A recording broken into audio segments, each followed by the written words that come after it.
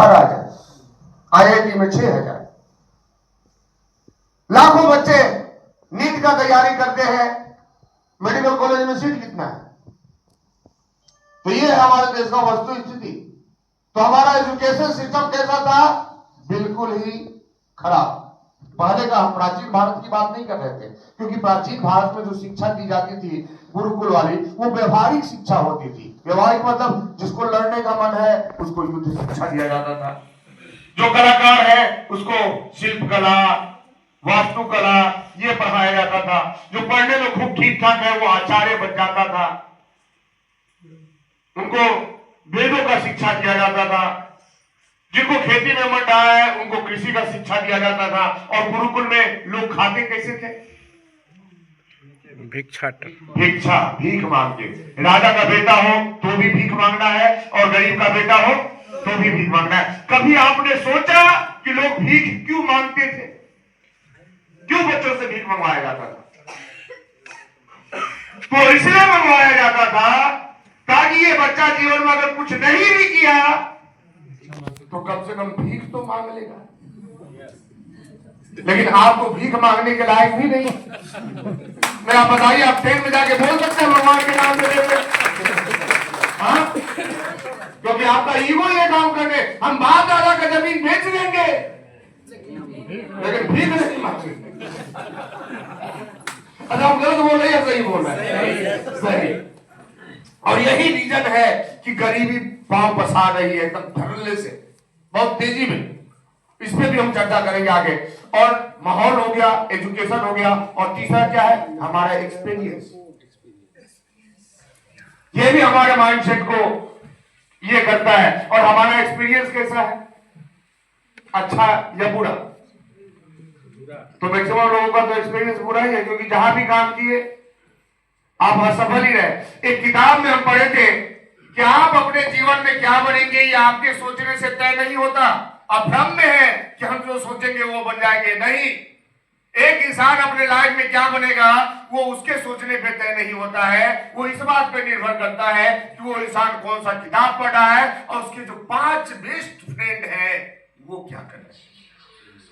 और आप चेक कर लीजिए, आप वही हैं जो आपके वो बेस्ट फ्रेंड है, एकदम बिल्कुल सेम टू सेम। यानी कि हमारे लोग तय करते हैं कि हम क्या बने, हम तय नहीं करते। और यही कारण है कि हम प्रयास करने के बाद भी सफल नहीं हो पाते। क्यों? क्योंकि हमारे जो सर्किल में वो तो सफल है ही नहीं, वो कभी अच्छा ज्ञान दे ही नहीं सकता। आज मैक्सिमम लोग असफल क्यों हैं? इसका रीजन क्या है? तो इसका रीजन हमारे, देखिए, हमारे पूर्वज बहुत ज्ञानी व्यक्ति थे। आप लोगों को लगता है कि वो ज्यादा पढ़े लिखे नहीं थे। अरे उनके पास डिग्री नहीं थी, ज्ञान तो बहुत था। और वो बता के गए हैं, संगत से गुण होता है, संगत से गुण जात। तो आज आपका फेलियर, आप फेल हैं तो क्यों है? आपके संगत की वजह से। क्योंकि आपका जो संगत है वो आपको सही सलाह नहीं देता है। जैसे हम एक बात करें, हमारा उदाहरण थोड़ा उल्टा सुल्टा होता है तो आप लोग ज्यादा इसको दिल पे मत लीजिएगा। मान लीजिए एक लड़का किसी स्कूल में पढ़ रहा है और वहां एक सुंदर लड़की आ गई। अब उसका मन उस लड़की पे आ गया और उसका मन कर रहा है कि इसको क्या बोले, आई लव यू बोले। और अपनी आदत क्या है कि बिना सलाह लिए हम आई लव यू भी नहीं बोलते। गलत या सही? सही। अब वो लड़का किससे सलाह लेता है? अपने दोस्तों से। और उसका दोस्त कैसा है? उसी के क्लास में पढ़ता है, उसी के उम्र के आसपास का है, एक्सपीरियंस भी उसी के जैसा है, सब कुछ उसी के जैसा है। और वो दोस्त क्या बोलता है? बोलता है या नहीं बोलता? और जैसे ही वो लड़का आई लव यू के चक्कर में पड़ता है उसका लाइफ खत्म। अब आप सोच के देखिए, यदि वो लड़का सलाह लिया रहता अपने टीचर से स्कूल में कि गुरुजी इस लड़की को आई लव यू बोले क्या, टीचर क्या सलाह दे? बेटा अभी पढ़ाई करो। यदि वही लड़का अपने माँ बाप से पूछ लिया रहता कि इस लड़की को आई लव यू बोलने का मन कर रहा है, बोल दे क्या, माँ बाप क्या सलाह देते? नहीं। लेकिन सलाह वो किससे लिया? अपने बेस्ट फ्रेंड से, और बेस्ट फ्रेंड उसको रसातल में भेज दिया। तो आज आप इसलिए रसातल में जा रहे हैं क्योंकि आप ही सलाह के सलाह का नियम क्या है? हमें किससे लेना है? हमें जिसके जैसा बनना है उससे सलाह देना। आज फेलियर का सबसे बड़ा कारण यही। अब बताइए, आप बोल रहे हैं कि बिजनेस करने के लिए पैसा चाहिए, ये बताया कौन? वही हमारा बेस्ट फ्रेंड। जैसा हम यदि आपसे पूछ दे कि भाई मुखिया बनना हो तो इलेक्शन में कितना रुपया खर्च करना पड़ेगा? हाँ, नहीं, बहुत सारे लोगों को पता है। कितना खर्च करना पड़ेगा? 25 लाख, लगभग 20 से 25 लाख बोल रहे, बहुत सारे लोगों को पता है। और विधायक बनना हो तो 5 करोड़, ये बताया कौन? वही हमारा समाज। अब यदि 5 करोड़ लगता है विधायक बनने में, तो लालू यादव के पास तो मात्र 2 भैंस था जब वो विधायक बने थे।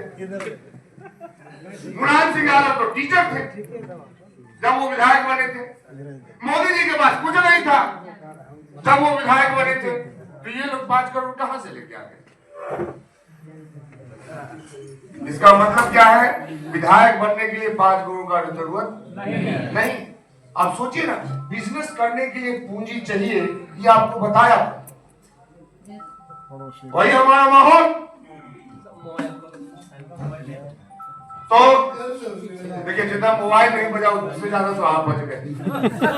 तो अब बड़े बड़े काम पे लोग ध्यान दें, बोलना नहीं, ठीक है? तो हम बोल रहे हैं, जब एमडीएच वाले आए थे पाकिस्तान से भाग के, और जब वो ताला चला रहे थे, उनके पास कितना पूंजी था? और आज 45,000 करोड़। धीरू भाई अंबानी जब पेट्रोल पंप पे पेट्रोल भराए थे, उनके पास कितना पूंजी था? और मैं तो 65,000 करोड़।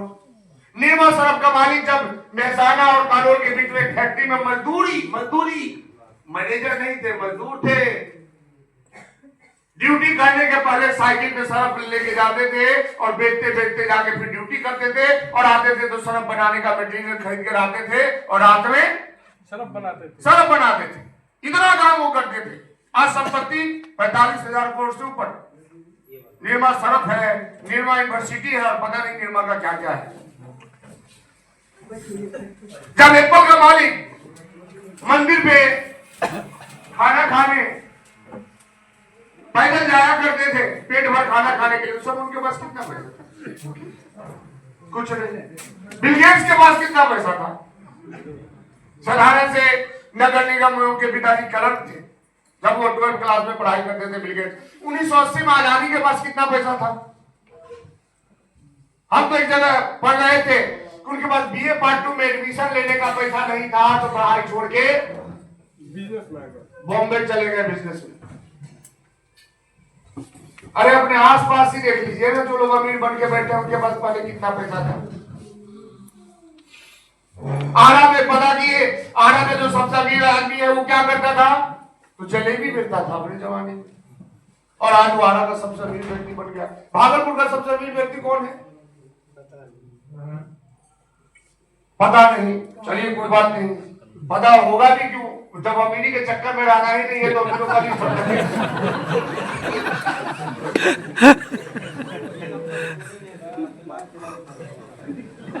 हमारा कंपटीशन ही गरीबों से है। तो बनेंगे क्या? गरीब ही तो बनेंगे।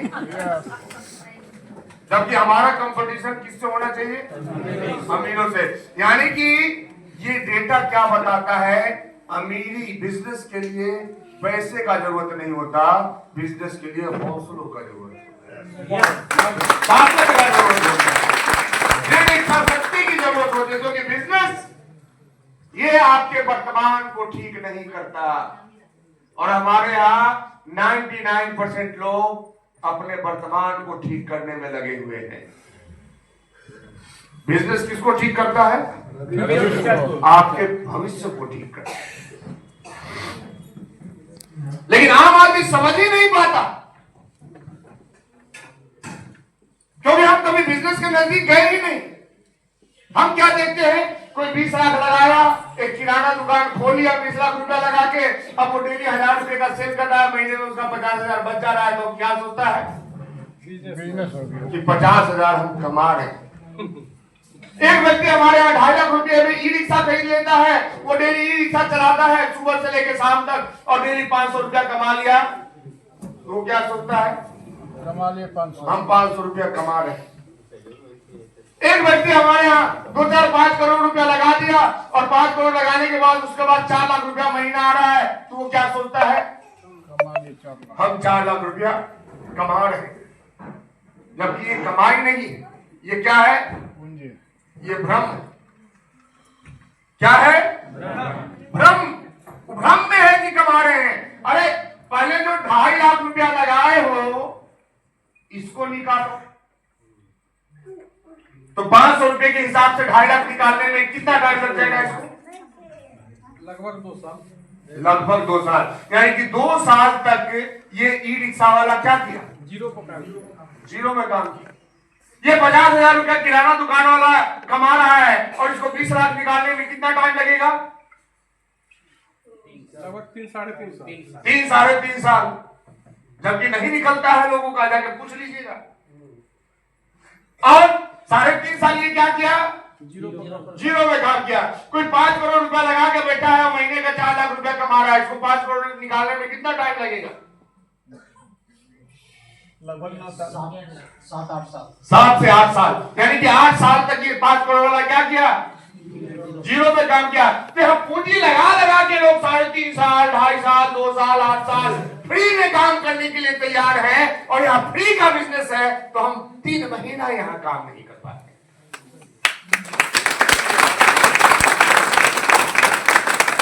बाहर जाकर के जिस होटल में आप बैठे हैं, यदि ऐसा होटल बनाना हो कितना रुपया लगेगा? 10 करोड़ से ऊपर। 10 करोड़ से ऊपर। और कितना इनकम होगा इस होटल का डेली का? जाके पूछिए इनके मालिक से, क्या 10 करोड़ निकल गया? अभी तक नहीं निकला।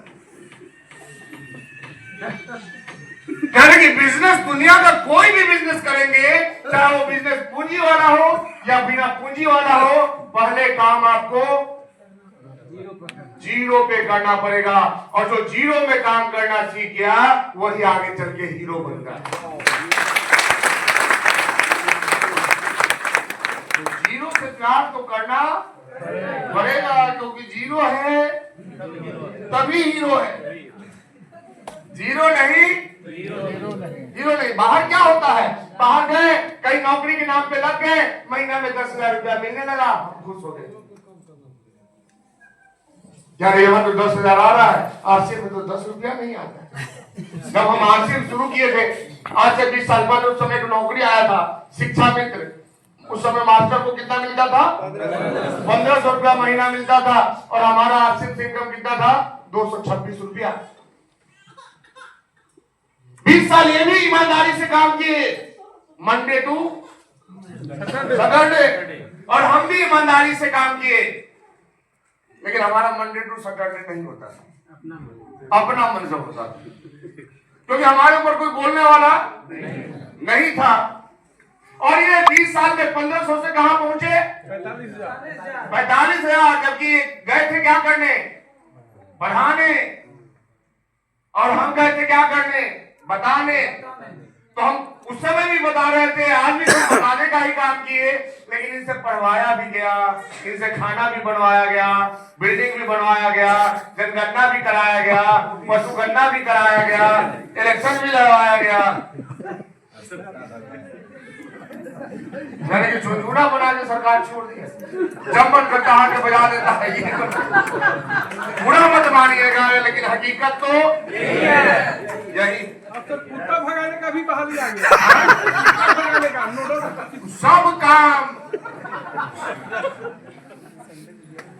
काम सरकार करवाएगी। मल्टीपर्पज बनना पड़ेगा आपको।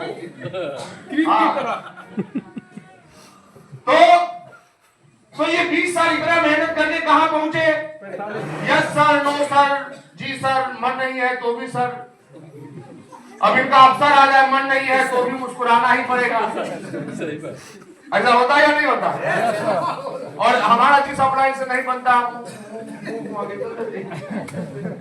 लेकिन यहाँ आप मुंह नहीं घुमा सकते। कुर्सी खाली है, डीएम आया हुआ है, तो भी आपको खड़ा ही रहना पड़ेगा। डीएम के सामने आप बैठ नहीं सकते। अब वो जो भी हो, नियम तो नियम होता है। खैर वो तो। और हम 20 साल में कहां पहुंचे? तो हमारा जो एवरेज इनकम है औसत लगभग 4 लाख के आसपास है। कभी 3.25 लाख, कभी 3.5 लाख, कभी 4 लाख, कभी 7 लाख, कभी 10 लाख। हमारा हाईएस्ट इनकम 10 लाख से ऊपर है एक महीने।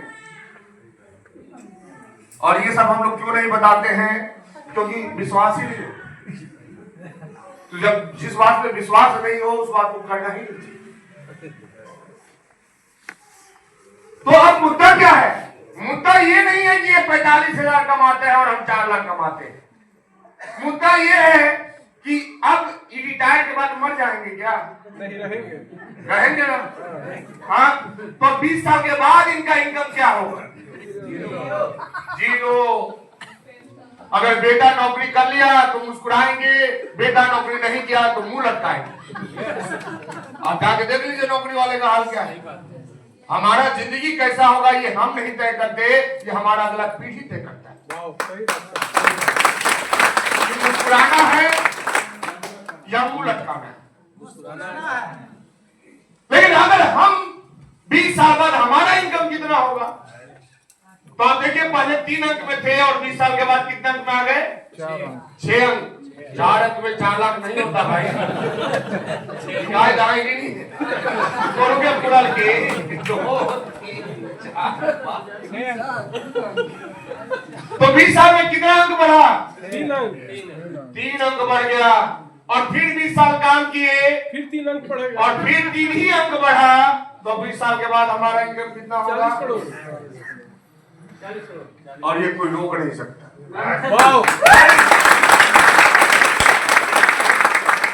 क्योंकि जब ये कोई नहीं रोक पाया तो इसको कौन रोकने वाला है? क्योंकि यहां से जब चले थे उस समय तो एक ही प्रोडक्ट था, पैंट शर्ट। आज हमारे पास 400 से ऊपर प्रोडक्ट है। यहां से जब चले थे तो सामान लेने 135 किलोमीटर जाना पड़ता था पटना, और आज हर 3 किलोमीटर में दुकान। यहां से जब चले थे तो सेमिनार अटेंड करने 700 किलोमीटर जाना पड़ता था। आप लोग कितने किलोमीटर से आए? 20, 25, ज्यादा से ज्यादा 40, 50। सोच के देखिए हम लोग किस समय काम किए। उस समय टेक्नोलॉजी नहीं थी, यूट्यूब नहीं था, जूम नहीं था, कोई कमाने वाला नहीं था। आप किसी को आरसीएम बताते हैं तो क्या बताते हैं? मंजीत सर पटना के हैं, उनके पास 3-4 लाख रुपया आता है। सुजीत सर पटना के, उनके पास 7-8 लाख रुपया आता है। यही बताते हैं ना। हम लोग बताते थे कि सुरेंद्र सर हरियाणा के, उनके पास 45,000 रुपया आता है। यानी 45,000 बताने के लिए कहां बताना पड़ता था? हरियाणा। आप सोच के देखिए, आपको यदि बताना पड़े कि हमारे अपना 3 लाख कमाते हैं, दुबई में है, कौन विश्वास करेगा? और आज 45,000 वाले का वस्तु स्थिति क्या है? हर गांव में तो नहीं मिलेगा, लेकिन हर प्रखंड में तो मिल ही जाएगा। 80 से 45,000 कमाने वाला। सोच के देखिए 20 साल में नजारा क्या है। 20 साल पहले 45,000 बताने के लिए हरियाणा बताना पड़ता था, और 20 साल बाद 45,000 वाला हर प्रखंड में है। आज सुरेंद्र सर का इनकम है 50 लाख, दिल्ली में रहते हैं। आज आपको 50 लाख बताने के लिए क्या बताना पड़ता है? दिल्ली। और 20 साल बाद क्या होगा? ये 50 लाख वाला हर प्रखंड में आपको मिलेगा, गारंटी।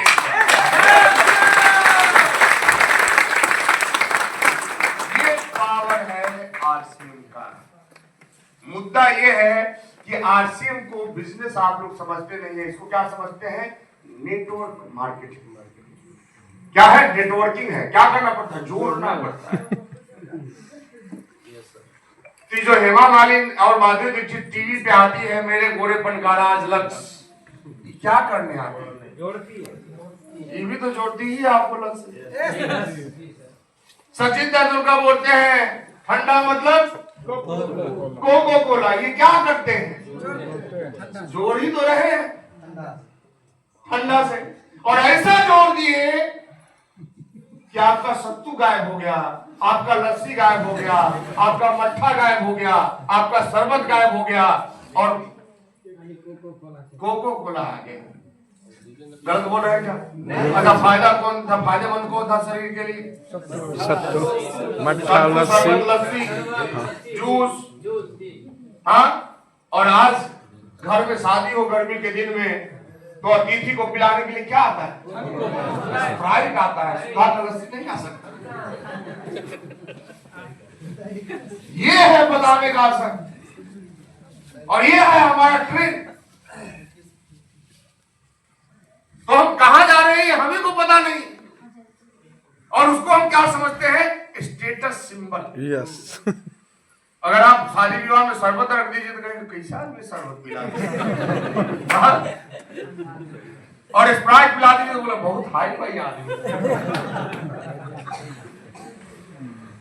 जैसे भूख लगे समोसा खा लीजिए तो देहाती हो गया, पिज्जा खा लीजिए हाई फाई। अच्छा, गलत बोल रहे हैं क्या? नहीं, यही सही है। देखिए हमारा समाज जा किधर रहा है। तो वहां उनको बताने में कोई तकलीफ नहीं है, लेकिन हमें यहाँ बताने में तकलीफ आ जाती है। हमको लगता है कि हमारा इज्जत चला जाएगा। अरे आपका इज्जत अमिताभ बच्चन से भी बड़ा है क्या? नहीं, उनको नवरत्न बताने में कभी इज्जत उनका नहीं है। माधुरी दीक्षित को लक्ष्य बताने में कभी उनका इज्जत नहीं गया। सचिन तेंदुलकर को कोको कोला बताने में कभी उनका इज्जत नहीं गया, और आपको आरसीएम बताने में आपका इज्जत चला जाता है। तो देखिए, जीवन में यदि अमीर बनना है तो पहले अपनी इज्जत को मजबूत कीजिए। क्या करना होगा? इज्जत को मजबूत करना होगा कि किसी भी हालत में जाना नहीं चाहिए। कोई कुछ भी बोल दे, हमारा इज्जत जाना नहीं चाहिए। और आप सोचिए, आपको एक बात एक आदमी को बैठ के बताते हैं तो आपका इज्जत चला जाता है। हम तो माइक से आरसीएम बता रहे हैं, हमारा इज्जत क्यों नहीं जाता? अभी आरा, पिछले संडे हमारा आरा में मीटिंग था, 500 लोग थे वहां पे, हमारा इज्जत कभी नहीं। और आपका एक आदमी में इज्जत चला जाता है। तो थोड़ा सा इज्जत को क्या करना है? मजबूत बनाना है। आप देखिए, आपको शर्ट पैंट पहन के कोई नाचने के लिए बोल देता है, लगता है कि हमारा इज्जत चला जाएगा। और अमिताभ बच्चन साड़ी पहन के नाच लिए, मेरे महीने में तुम्हारा क्या काम? उनका इज्जत नहीं गया। क्यों नहीं गया? क्योंकि उनका इज्जत मजबूत है। तो आपको भी अपना इज्जत, आपको किसी के दरवाजे पे बैठ के टॉयलेट क्लीनर में बताने में आपका इज्जत चला जाता है, और अक्षय कुमार जाके साफ करके दिखाता है कि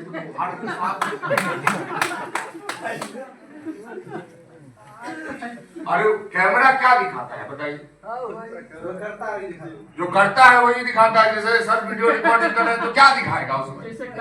जैसे हम कर रहे हैं वही दिखाएगा। तो टीवी पे वही दिखाता है जो वो व्यक्ति करता है। तो आप देखिए ना, प्रोडक्ट बताने के लिए लोग कर क्या कह रहे हैं। तो इसका मतलब है कि हमें अपने सोच को क्या करना पड़ेगा? बदलना पड़ेगा। हमें अपने तरीके को क्या करना पड़ेगा? बदलना पड़ेगा। सीधी सी बात है कि जब कोई रास्ता पे हम जा रहे हैं, उस रास्ता पे मंजिल नहीं आ रही, इसका मतलब क्या? गलत रास्ता जा रहा है, इसका मतलब क्या करना चाहिए? या फिर चलते रहना चाहिए? बदलना चाहिए। तो कितने लोग रास्ता बदलने को तैयार हैं? सारे लोग तैयार हैं। हाँ, बदलना ही पड़ेगा। क्यों बदलना पड़ेगा? क्योंकि देखिए, आज हमारे देश का वस्तु स्थिति क्या है, थोड़ा इस पर हम लोग चर्चा करते हैं। तो हमारे देश का वस्तु स्थिति ये है कि हमारे देश में 50,000 कमाने वाले लोगों का संख्या मात्र 3%। कितना परसेंट? यानी कितना करोड़? यदि हमारा जनसंख्या 150 करोड़ है तो 50,000 से ऊपर कमाने वाले लोग कितने हैं? कितने करोड़? लगभग 4.5 करोड़। 4.5 करोड़ लोग। यदि आप इंडिया में 1.5 लाख से ऊपर कमाते हैं तो आप इंडिया के 2% लोगों में आ जाते हैं। और यदि आप 3.5 लाख रुपया सुपर महीने का कमाते हैं तो आप इंडिया के 1% लोगों में आ जाते हैं। ये है हमारे देश का। तो हाँ 1%, 3.5 लाख से ऊपर का कमाई, वैसे लोगों का संख्या मात्र 1 करोड़ है हमारे देश में।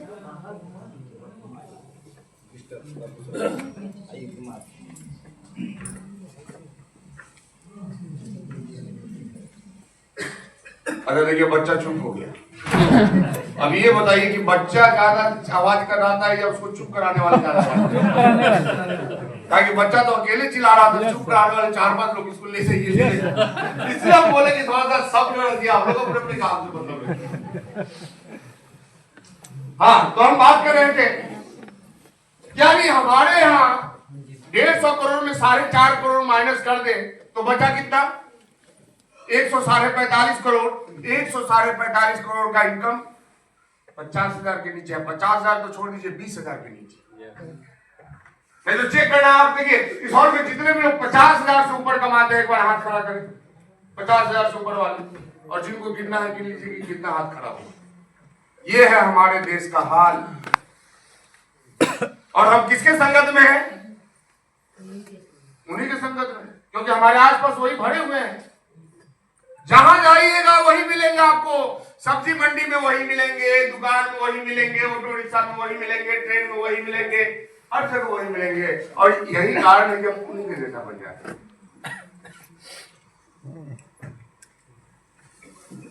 तो क्यों हमें अलर्ट होने की जरूरत है, इसमें चर्चा हम लोग बाद में करेंगे। पहले हमें ये समझना है कि अब हमको अपना रास्ता बदलना पड़ेगा। सिर्फ पैसे से नहीं, अपने जिंदगी को कंफर्टेबल बनाना है तो ये करना ही पड़ेगा। ये तो आज क्या हो रहा है? आज तो पहले हम लोग एक नारे पे काम कर रहे हैं। कौन सा नारा? हम तो हमारे दो। और इन दो में एक लड़का एक लड़की हो जाती है। किसी को 2 लड़का है उसका तो थोड़ा ठीक भी है, लेकिन जिसका एक लड़का और एक लड़की है उसका वस्तुस्थिति क्या है? हम मजिस्ट्रेट कॉलोनी में रहते हैं पटना, वहां 90% लोग IAS IPS हैं, करेंट या रिटायर्ड।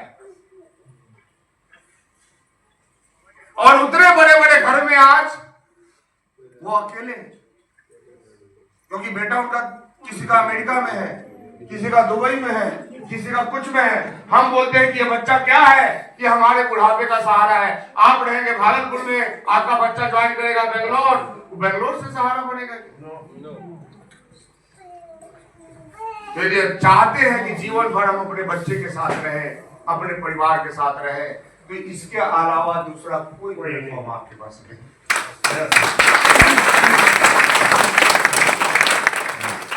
लेकिन आपका बच्चा कब आपके पास रहेगा? जब उसको कमाने के लिए कहीं जाने का जरूरत नहीं पड़ेगा। तो उतना तो कम से कम आपको जमा करना पड़ेगा, और जितना लाइफ है उतना ही में जमा करना पड़ेगा। तो सिपाही का बहाली आप लोग देखे हैं। टाइम कम है बच्चे के पास और चक्कर ज्यादा है, तो बच्चा क्या करता है? स्पीड बढ़ाता है।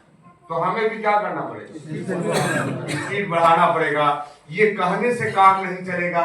हम कम पढ़े लिखे हैं, हम औरत हैं, हम बूढ़े हो गए, हम ये हो गए। बूढ़े हो गए तो क्या हो गया बताइए? ये जो रिटायरमेंट नाम का शब्द आया, ये कहां से आया? अंग्रेजों से। अंग्रेजों से। और देखिए हमारे यहाँ 2 ही तरह के लोग रिटायर होते हैं। एक जो नौकरी कर रहा है वो रिटायर होता है, या जो कुछ नहीं कर रहा है वो रिटायर होता है। किसी भी बिजनेसमैन को रिटायर होते देखे क्या? धीरू भाई अंबानी जब मरे थे, रिलायंस के MD वही थे। टाटा जब मरे, टाटा कंपनी के MD वही थे। MDH वाले जब मरे तो MDH के MD, और उनका उम्र कितना था? 97 साल। 97 साल की उम्र में मरे, यानी कि 97 साल तक MDH को कौन चलाया? दादाजी चलाए। दादाजी 60 साल में रिटायर क्यों नहीं हो? आप ही क्यों रिटायर होते? तो हम रिटायर होते हैं या काम करना नहीं चाहते? काम करना नहीं चाहते। 60 साल से ऊपर वाले के बाद अब तो ऊपर जाने का उम्र हो गया। अरे भाई ऊपर जाने का उम्र हो गया तो नीचे कर क्या रहे?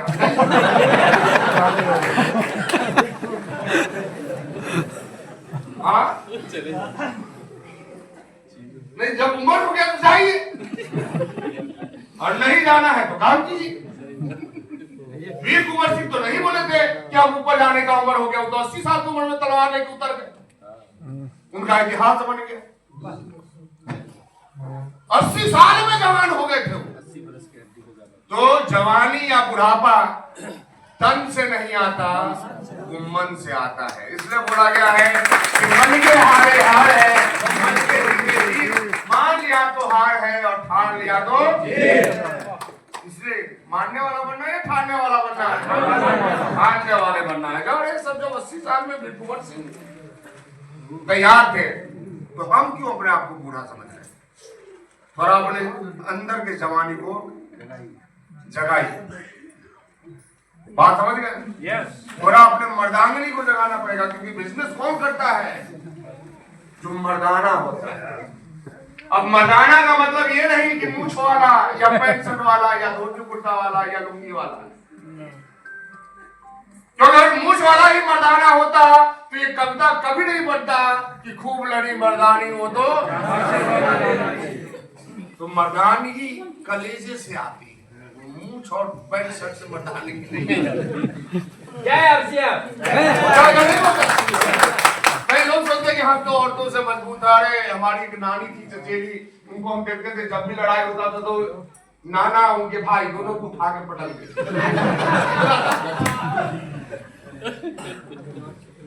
तो औरतें भी ताकतवर होती है। ऐसा नहीं है कि हाँ, तो वो ताकत यहाँ नहीं चाहिए। यहाँ अंदर वाला ताकत चाहिए, यहाँ दृढ़ इच्छा शक्ति का ताकत चाहिए, यहाँ विश्वास का ताकत चाहिए, यहाँ सोच का ताकत चाहिए कि हमें अमीर बनना है तो बनना है तब अमीरी आएगी।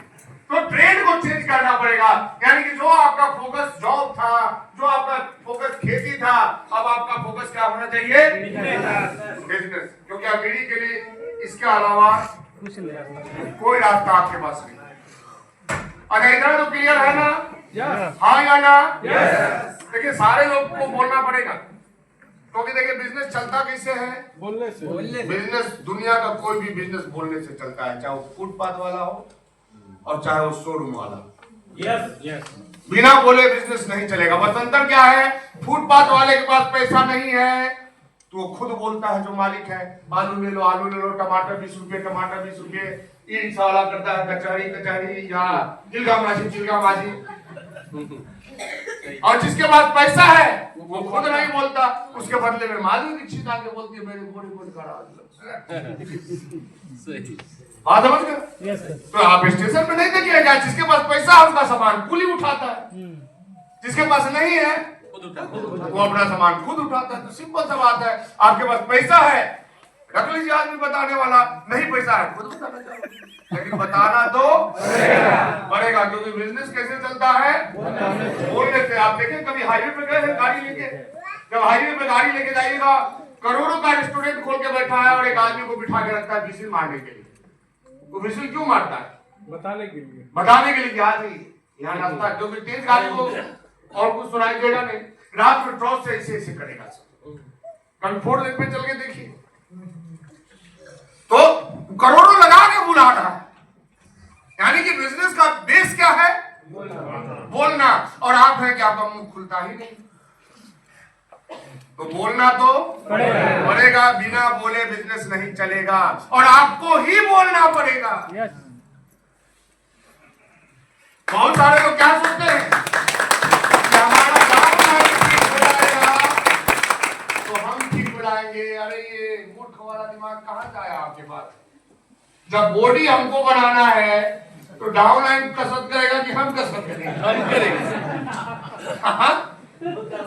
खुद करना पड़ेगा ना। बहुत सारे लोग या तो अपना ठीक कर देगा, नहीं तो डाउन आ रहा है, कुछ नहीं होगा, आपको खुद ठीक करना पड़ेगा। और इंसान में एक शक्ति है, इंसान क्या है ये मायने नहीं रखता, वो जो चाहे वो बन सकता है। इतनी शक्ति ऊपर वाले से आपको मिली यस और इसलिए आप दुनिया के सर्वश्रेष्ठ प्राणी प्राणी हैं। नहीं तो क्या प्राण कुत्ते में नहीं है, प्राण घोड़े में नहीं है, प्राण हाथी में नहीं है? इंसान को ही सर्वश्रेष्ठ क्यों बनाया गया, बताया गया?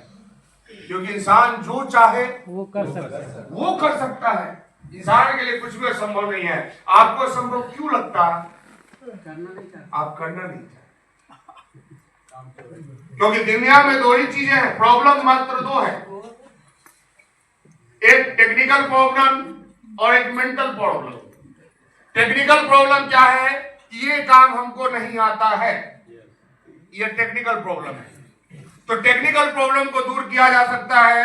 ये काम आपको नहीं आता है तो आप उसको सीख सकते हैं। लेकिन मेंटल प्रॉब्लम क्या है कि ये काम हमको करना ही नहीं है, तो इसका कोई इलाज नहीं, लाइलाज बीमारी। तो पहले आप अपने प्रॉब्लम को देखिए कि कौन सा प्रॉब्लम है, टेक्निकल या मेंटल। तो मेंटल प्रॉब्लम आपको अपने आप ठीक करना पड़ेगा। टेक्निकल प्रॉब्लम देखिए, हमारे यहाँ पढ़ना जरूरी नहीं, पढ़ाई का कमाई से कोई लेना देना नहीं होता, क्योंकि हमारे यहाँ ऑटोमोबाइल इंजीनियरिंग करने के लिए आपको पीसीएम फिजिक्स केमिस्ट्री मैथ से 12 पास करना पड़ता है। उसके बाद अध्यक्ष का नाम कभी अमीरों की लिस्ट में आया, सोनिया गांधी का नाम कभी पढ़ेगा अमीरों की लिस्ट? हम गलती क्या करते हैं? हम उस क्षेत्र में टॉप को पकड़ते हैं और तुलना बॉटम वाले से करते हैं। जैसे लोग बोलते हैं नौकरी वाला अमीर नहीं बनता है तो सुंदर पिचाई कैसे अमीर बन गया? जो हमारा आईएएस है, जो हमारा आईपीएस है, जो हमारा सांसद है, उसके पास इतना करोड़ है, तो ये लोग कौन है? ये लोग अपने फील्ड के नंबर 1 है। तो नंबर 1 का तुलना किससे होना चाहिए? नंबर 1। और बिजनेस में नंबर 1 कौन है? नहीं, आरसीएम में किसे? अभी तो अंबानी नंबर 1 पे, अंबानी नंबर 2 पे अदानी, नंबर 3 पे श्याम फरमा वाला। आपका कोई विधायक, एमपी या प्रधानमंत्री का टक्कर ले सकता है? रातों रात सरकार बदल सकते हैं सब, इतना पावर नहीं है। चुटकी बजाएगा सरकार चेंज, सब भाजपा वाले घुस जाएंगे कहीं और, बस करेगा क्या? 10-10 करोड़ 20-20 करोड़ बांट देगा। तो ये पावर है, सोच के देखिए। और ये पावर किसके पास है? बिजनेस करने वाले के पास।